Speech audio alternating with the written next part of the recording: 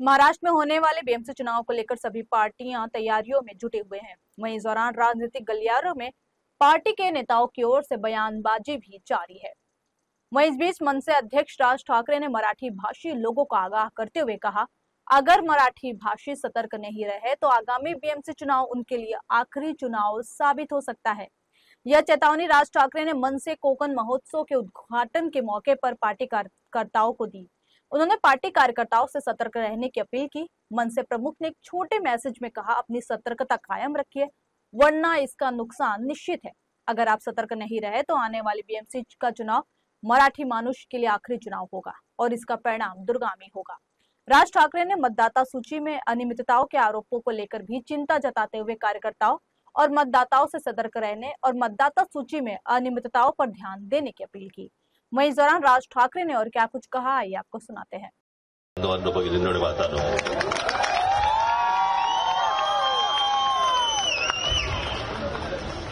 थोडे दिवस थांबा, भाषण सुरूच होतील। पण आज मला असं वाटतं कितवं वर्ष तुझं 11 वर्ष आज हा कोकण महोत्सव इथे साजरा होतोय आणि आपण देखील आपला सर्वांचा उत्साह आणि आशीर्वाद अशा सर्व महोत्सवांना लाभतो आहे।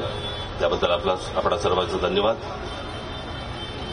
मला फक्त आपल्याला एवढीच गोष्ट जाता सांगायची आहे, रात्र वैरेची आहे, गाफील राहू नका,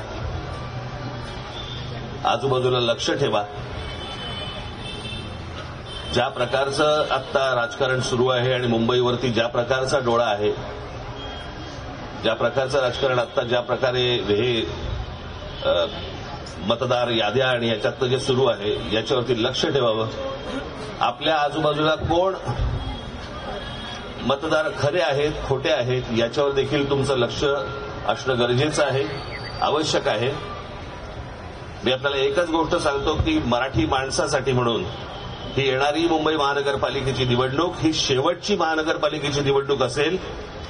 जर आपण गाफील राहिलो तर हातातनं गेली म्हणून समजा आणि त्याच्यानंतर जे थैमान सुरू होतील या लोकांचे ते मग ते कोणालाच आवरता येणार नाही। मला फक्त आपल्याला विनंती एवढीच करायची आहे, कुठेही गाफील राहू नका। धन्यवाद।